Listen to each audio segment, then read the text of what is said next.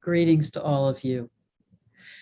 I'm going to share with you today an interview that I did in February of 2021 with my good friend, Dawn Brunke, who is a gifted writer, animal communicator, dreamer, and wise woman.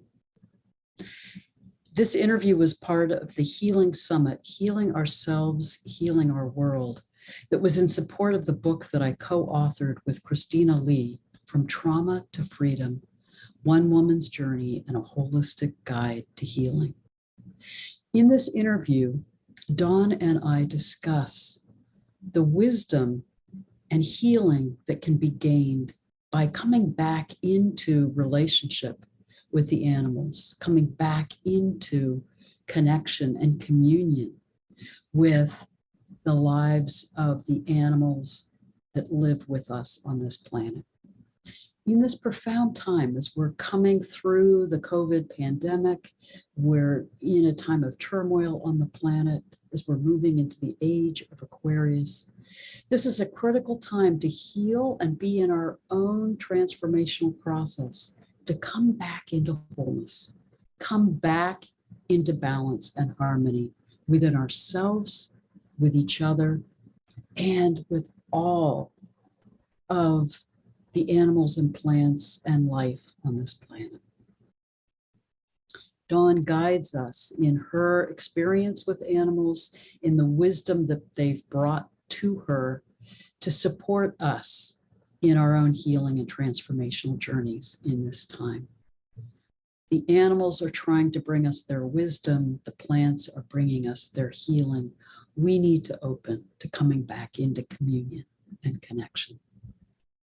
Here's my interview with Dawn.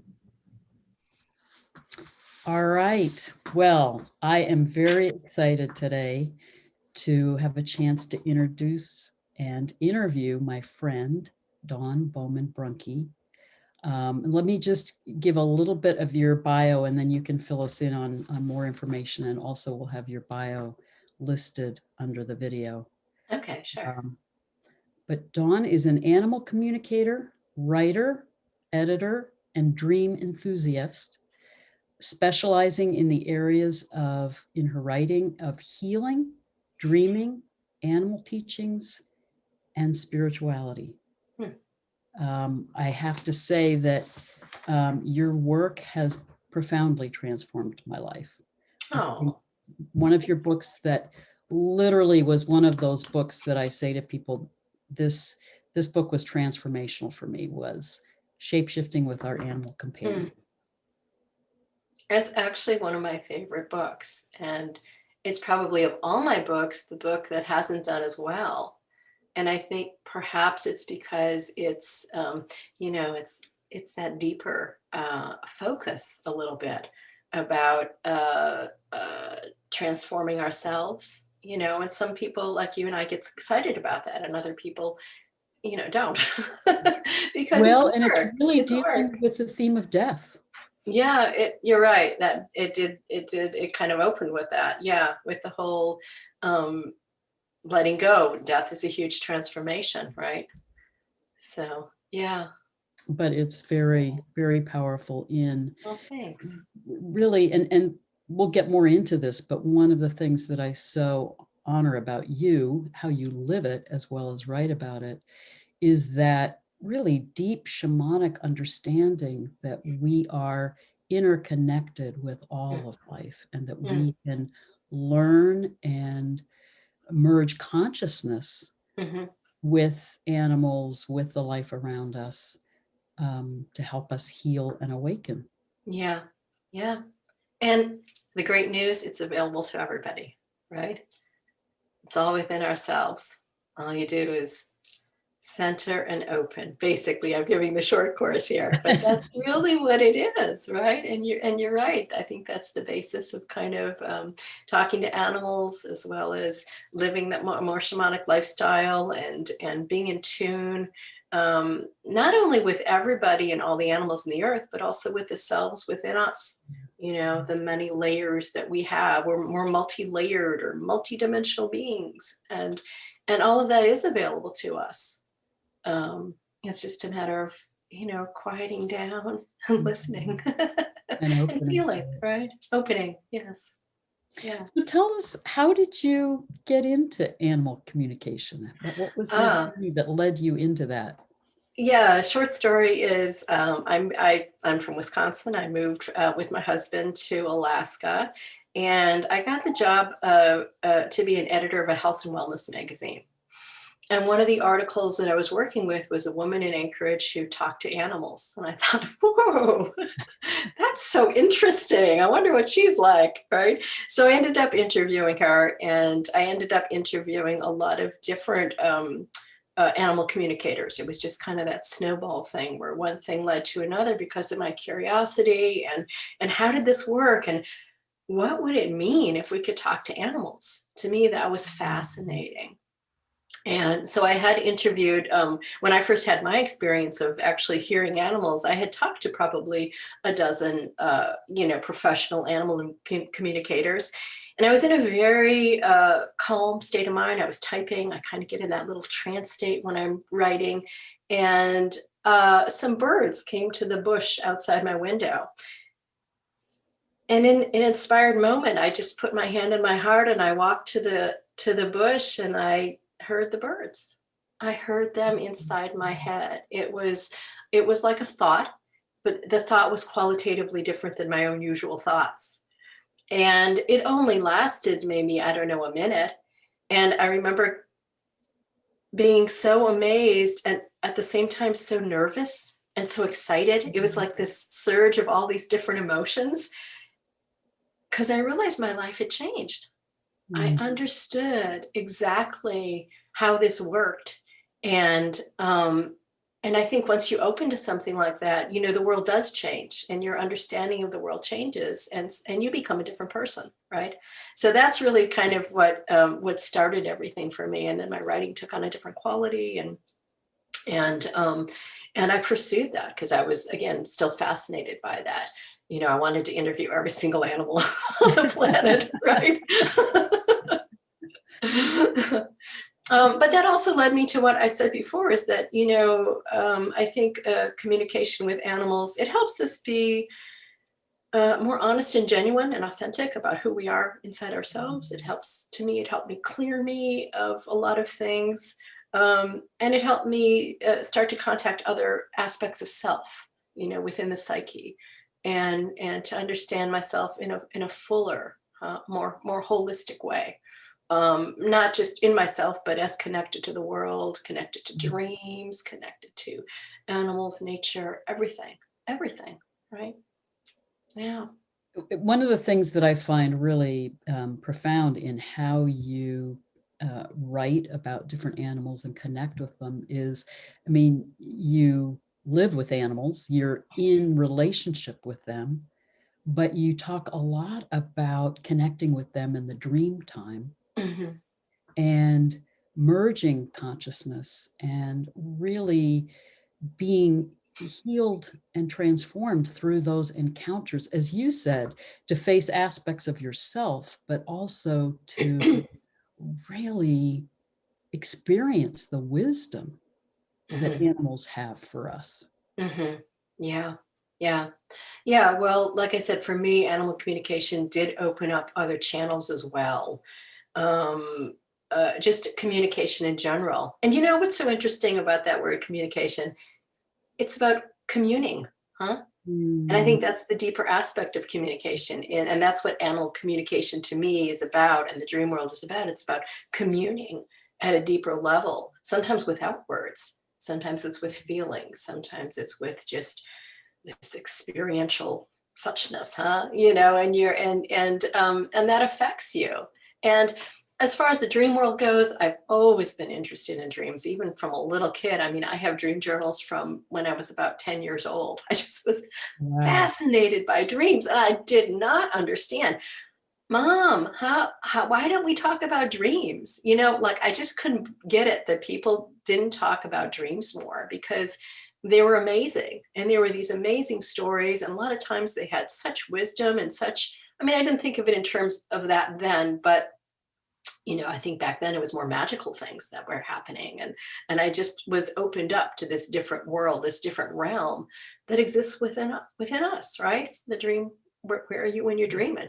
You're somewhere inside, right?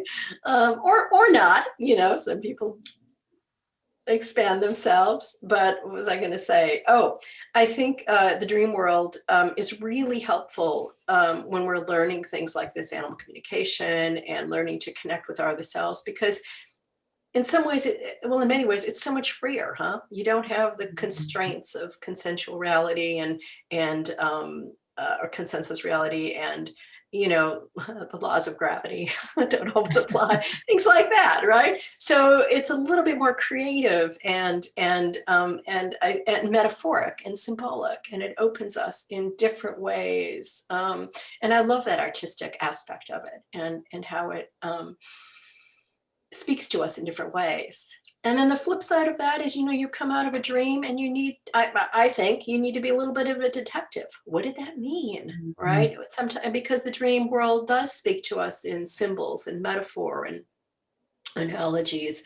And so we get to use, part of our logical mind, and to kind of discern and to connect the dots, right? So it's a very whole brain approach, I think, left as well as right. And where, the sweet spot is when you're dancing on that corpus callosum, right in the middle, and you're kind of bridging both worlds and bringing it together. So, and even doing that dance back and forth between artistic and logic. And I think all of that is great. And that helps us, again, become that fuller, wholer person, more holistic person. I love too how it's through the dream time that we can really deepen our relationships with animals that we wouldn't necessarily be able to encounter or be in closer contact with in our daily lives. Like your book, Dreaming with the Polar Bears. It was really powerful in your description of your dreaming about the bears, but this bear also dreaming about you. Yeah, that was really I think it took several books before then till I got to that point of like, wow, yeah, I'm dreaming of this bear and this bear is dreaming of me. And oftentimes there was a lucidity and a connection. And in that book also, I connect a lot through the dream world with what I call the polar bear council. So maybe we call it polar bear spirits or polar bear gathering or polar bear teaching. And that all becomes accessible. And again, I talked about before the right and left part of the brain. Some of this, what this dancing was about, was between the dream world and the waking world, and coming back and forth between those two, and kind of forging a path, a bridge, between worlds, between realms, so that information would be able to be expressed. Sometimes I'd be sitting at my computer and I would have had a dream, let's say, and a lot of times in the dream world, I'd be like, oh, well, I remember all this. I wish I had my paper and pencil, right? And a couple times that polar bear counselor would say, it's okay, we'll help you. And so sometimes when I would be typing in the morning, and I'd always, coffee first, and then and then my computer, and it was as if they were there, kind of on my shoulder, and helping me to remember. And maybe we'd even call it channeling, just this information coming through. And that book was very much kind of a win-win situation where I got to learn way more about lucid dreaming and about polar bears. And they had things to tell us, to tell the humans, and so some of that book is their information about dreaming and their memories of how we used to be more in connection with specifically the bears, but animals in general and nature in general. And, I think what they were very much wanting to do is create a bridge between species through that book to help us become more aware, not only of ourselves, but of other animals, not just polar bears, all animals, all beings. There was a profound dream, and I think this might have been communication from that council of bears, but you talk in the book about how they were giving you the message about how humans have lost connection with our true selves, with our soul selves, and because of that have ended up killing and exploited animals. Yeah. And then not only been harmful to them, but in the process harmful to ourselves, Yeah. and operating out of that kind of greed and arrogance. Yeah. And that, we're in the 6th mass extinction right now, Yeah. is as great as the one that was caused by the asteroid impacting the Earth that led to the death of the dinosaurs. But this one is one that we humans have caused. Right. So do you feel like the animals in there trying to communicate with us are really trying to help us heal so that we'll be back in balance and back in right relationship with the Earth? Yeah, absolutely. Absolutely. I mean, I remember through various books, different talking with different animal groups, they would sometimes refer to us as the surface people. At first I thought, oh, because we walk the surface of the earth. And they're like, oh no, because you stay on the surface of your consciousness. Wow. So there's Interesting. a failure to go deep. There's a failure to really access the treasure that we are and the riches within ourselves. If only we can let go of some of that ego and talk and irritation, and really just kind of focus in on who we are and our connection, not only as a species but to other species. I mean, we share one planet, right? So I don't think we get that. Yeah. you know And it feels like part of how we've gotten, out of balance or disconnected in that way is, our increasing sense in these last few thousand years of our being separate from nature Mm. Yeah. or meant to dominate nature. And you really go into that in depth in your most recent book, Awakening the Ancient Power of Snake, Transformation, Healing, and Enlightenment. That is such a powerful book. Oh, thanks. Um, Thanks. but Yeah. you really are taking on the wisdom of the serpent and how that is really guiding us in helping us understand more deeply the wisdom of the snake and how we have gotten out of connection, out of balance with the Yeah. earth. Yeah, and that's exactly it in a nutshell, and I think that is what snake or serpent, is all about, transformation, and is all about bridging worlds. And I would say, we have gotten into this very small-minded, fearful place, and so we're very defended against going deep and against seeing our shadow, as Jung calls it. All those aspects of psyche that we really don't want to look at, that we judge and repress and dislike, and so project onto others. And we've really gotten into that surface people mentality of you know, being very uncomfortable at looking at some of our deeper selves. And that is where snake rules. We think of the ancient Kundalini energy. That's that sleeping serpent at the base of the spine that's awoken and helps us awaken by its movement and by transformation and by being open to that, you know? And one of the things in the snake book is like, look, if that's what you want, you have to face your fear first, Mm. because that's, isn't snake a perfect animal to be the guardian of our deep self? I mean, think of why so many people fear that. I think it's because we fear our greatness. We fear the power that's deep down inside of ourselves. And it's easier to project on, oh, snakes are ugly, rather than really taking in what serpent represents and what aspect of us it's triggering and activating, or can trigger and activate. Yeah. Talk also a little bit, because you really go into this in depth in the book, about how the serpent is the most ancient symbol or archetype of the great goddess, of the great mother. Yeah. Yeah, But really how is. some of the demonization of the serpent and our fear of the serpent came with that shift into the patriarchal period, Yeah. when the wisdom of the sacred feminine really began to be devalued and repressed.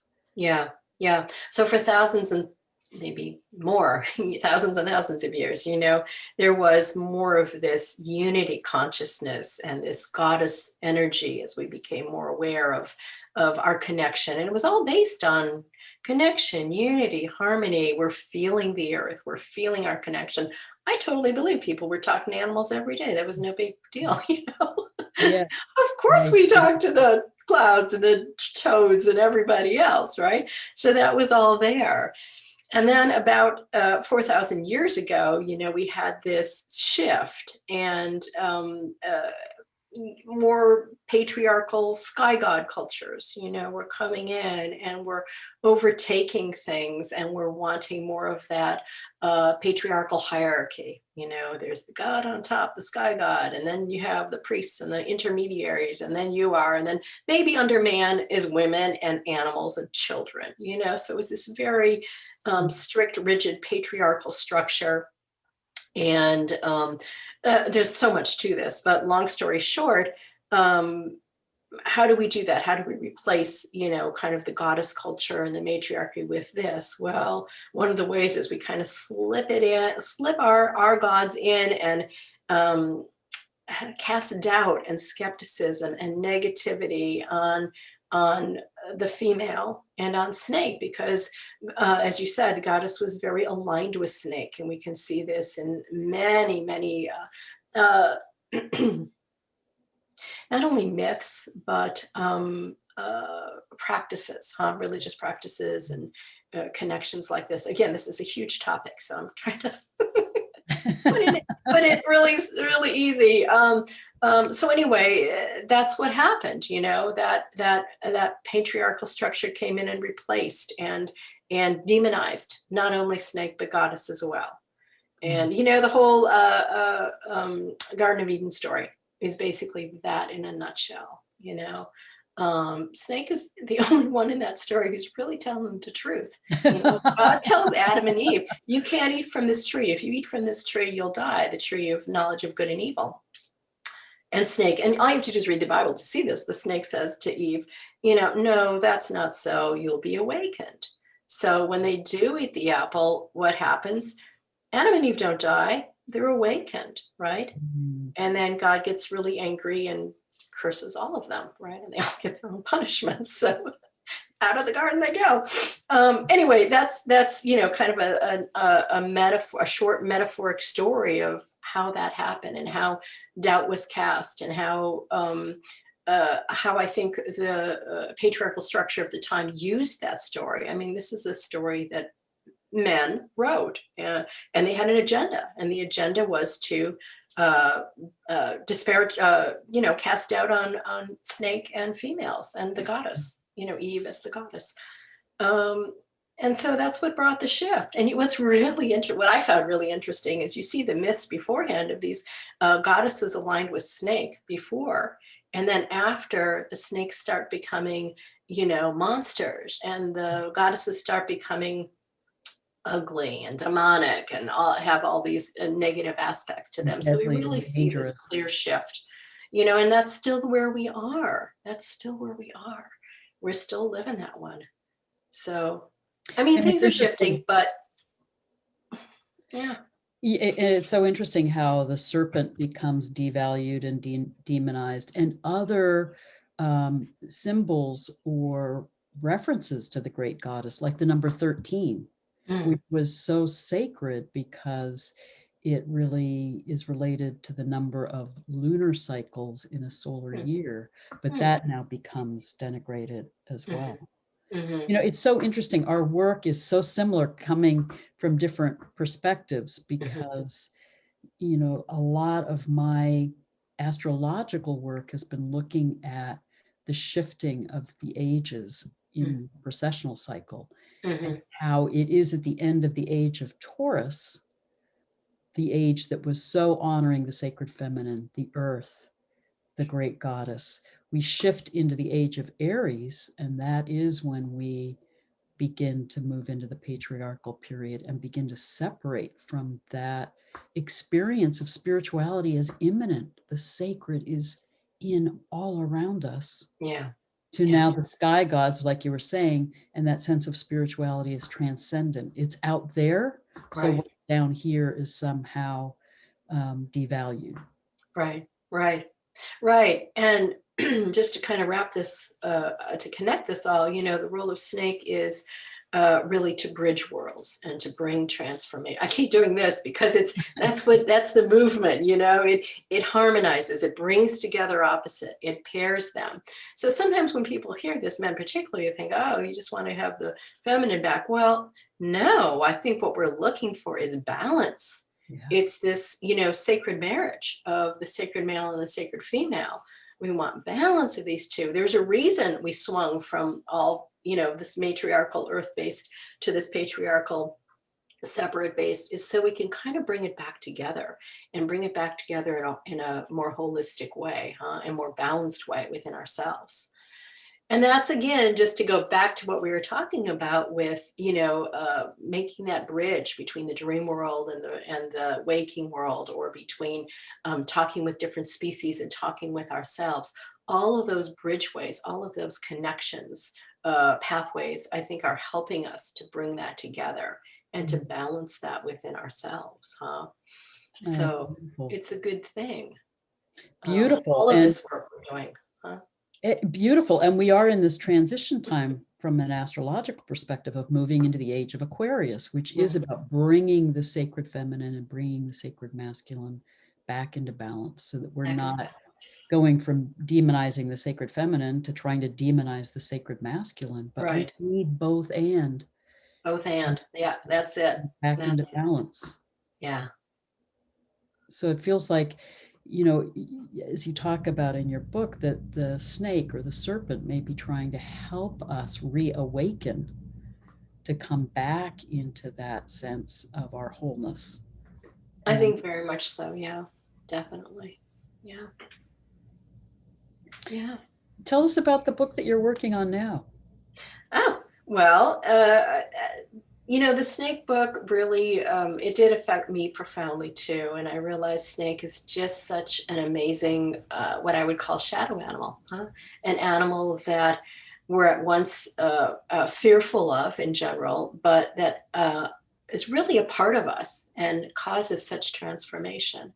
So the book that I'm working on now is about shadow animals and about the different animals that we fear or hate or dislike or annoyed by, and really what all these animals have to teach us. It also, kind of recognizes that what is shadow for one may not be shadow for another. So there are chapters about cats and dogs, because for some people, these are scary animals. For others, we love them, and how can they be shadow?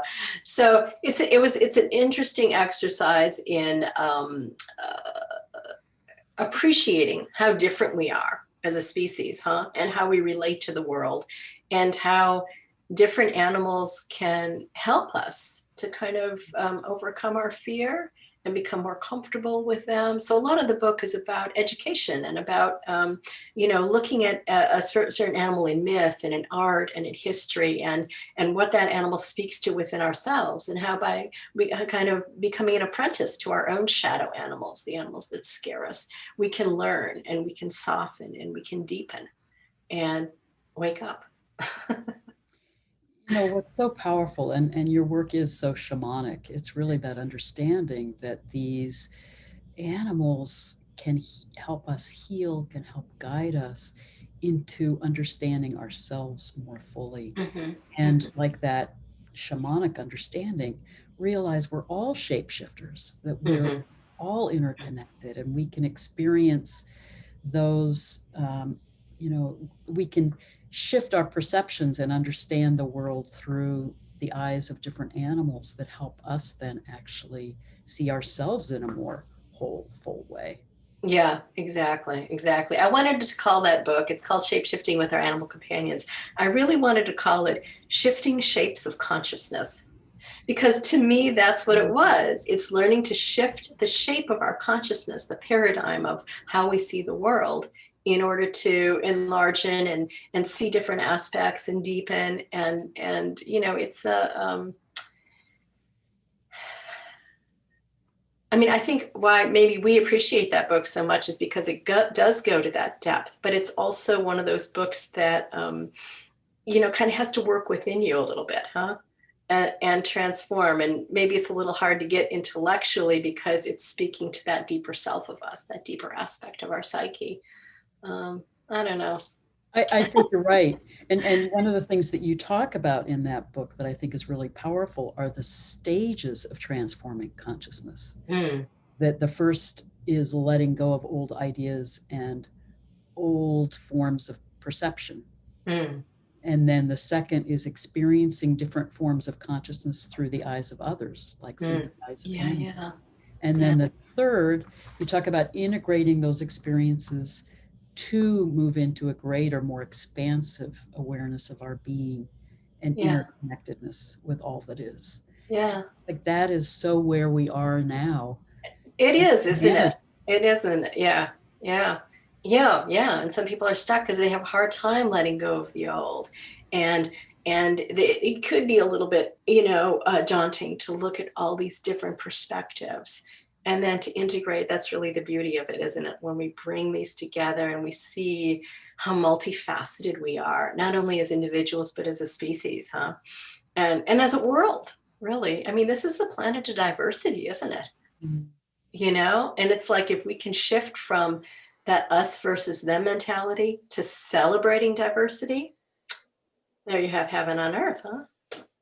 exactly. And to me, it really involves, you know, one of the things that we have to let go of is that sense that we are more advanced than anything around us. Yeah. I mean, it's really profound for me that I can really trace back some of the most profound healing and transformational experiences that I've had have been through plants and Mm, animals.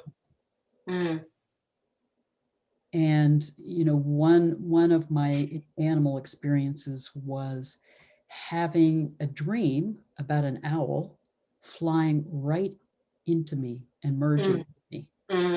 wow. And then I was going through a very intense time of transition, transformation, really moving through a lot of loss and depression. And the owl came to me in the dream. Mm, And then I then had these synchronistic experiences of owls showing up mm, everywhere.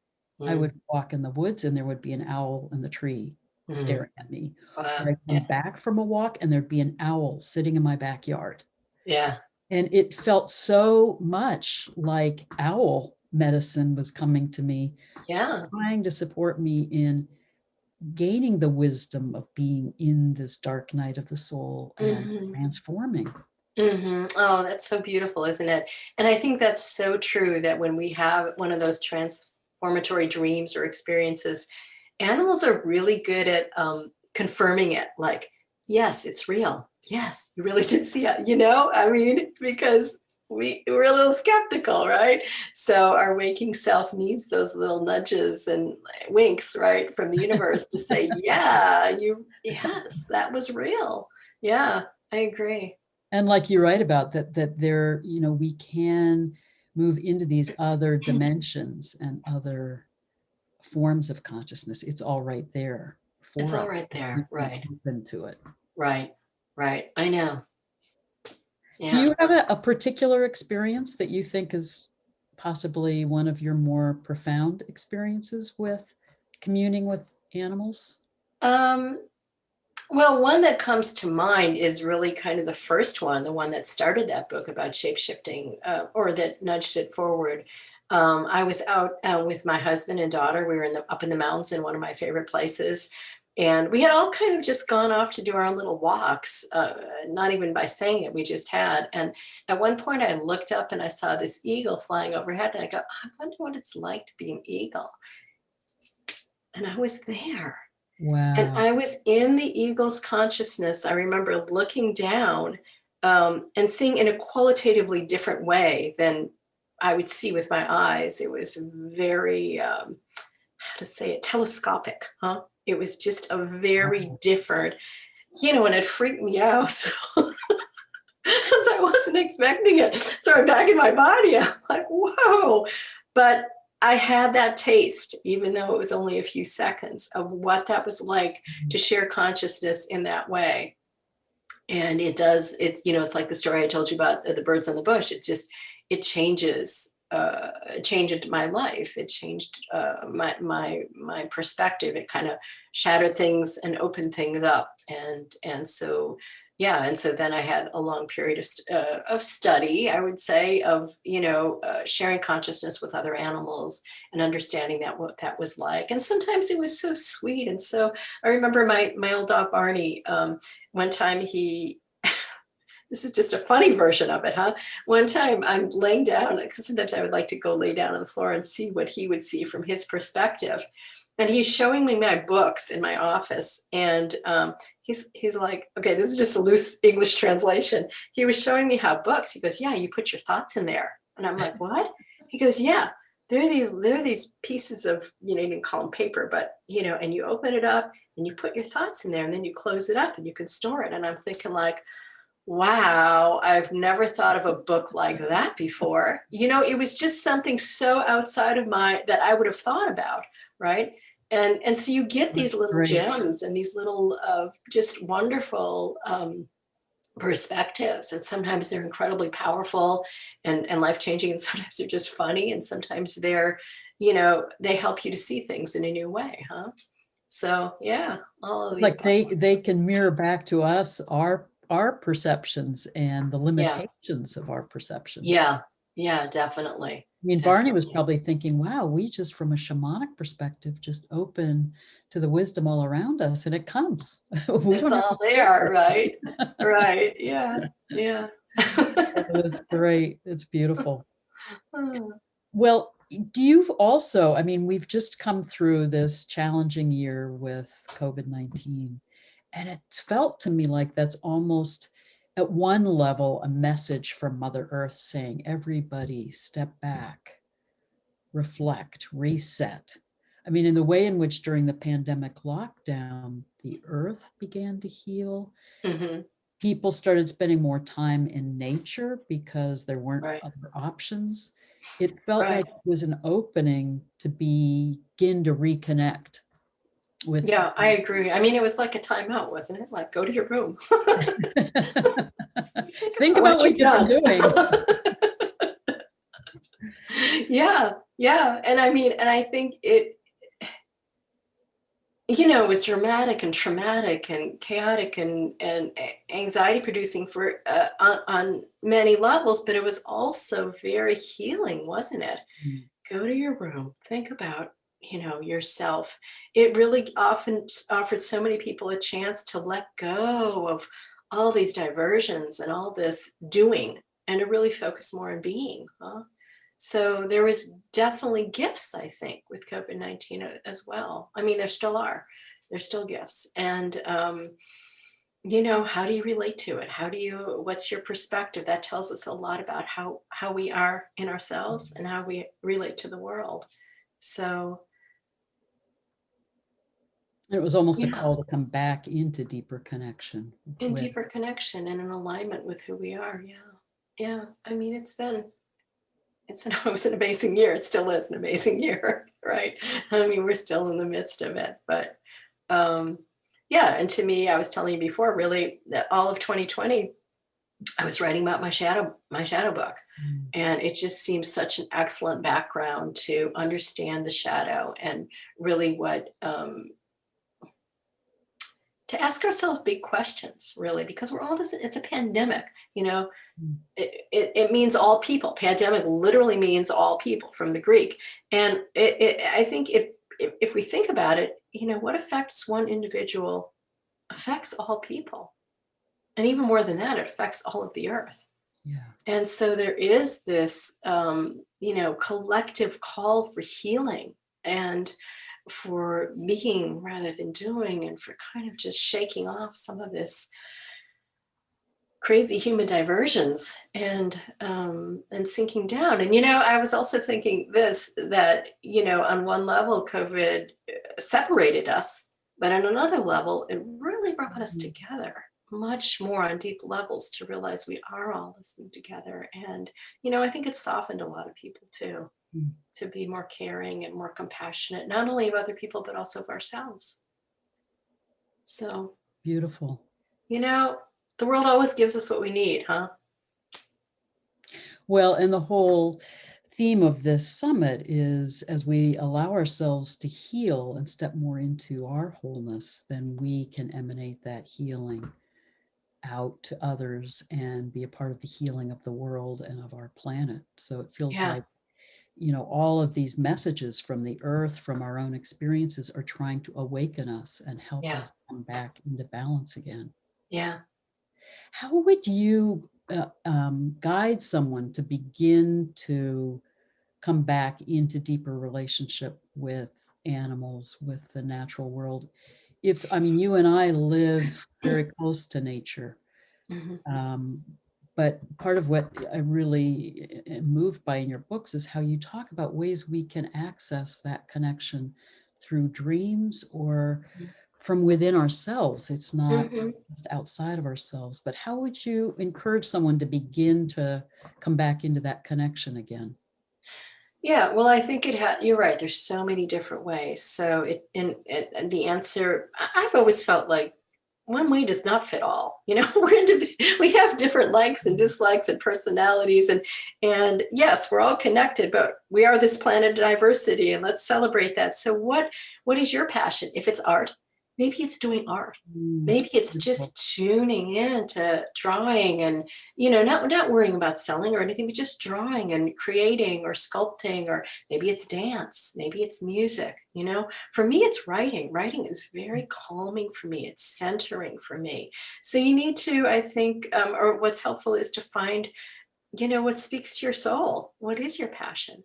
If you don't know, then hey, turn off the TV, turn off the radio, Mm, center, just be for a minute. I think for a lot of people that's very scary, is to just be by themselves. And that's why a lot of people have TVs on and radios on and da da da da da da, da, right? It's a constant diversion. When you finally turn that off and you're just with yourself, I guess my advice is be with, even if that feels uncomfortable, stay with it. Just breathe. mm, And allow that. Pretty soon, when you stay with that energy long enough, the uncomfortableness begins to dissipate. mm, And you start to welcome yourself home at a very deep mm, level, and your body, your imagination, your dreams, it'll bring you what you need to see or what you need to feel, what you need to experience. So I guess maybe my one size fits all answer is trust yourself. mm. Trust yourself on deep levels, and move towards what gives you joy, deep joy, not just food, drink, sex, deep joy. Well, sometimes all of that does bring us joy, and there is, I love cooking, so I understand that one too, right? But what I'm talking about is, yeah, deep experiential, authentic. I hate to use that word so often, but genuine, where you feel it through your whole body and you're not diverting and you're present with yourself. Let's call it that. Being Yeah, present with that's what I love in what you're saying. It's yourself. basically don't do things that are distracting yourself, that are Yeah. disconnecting you from yourself, but Right. come back into that kind of presence and stillness.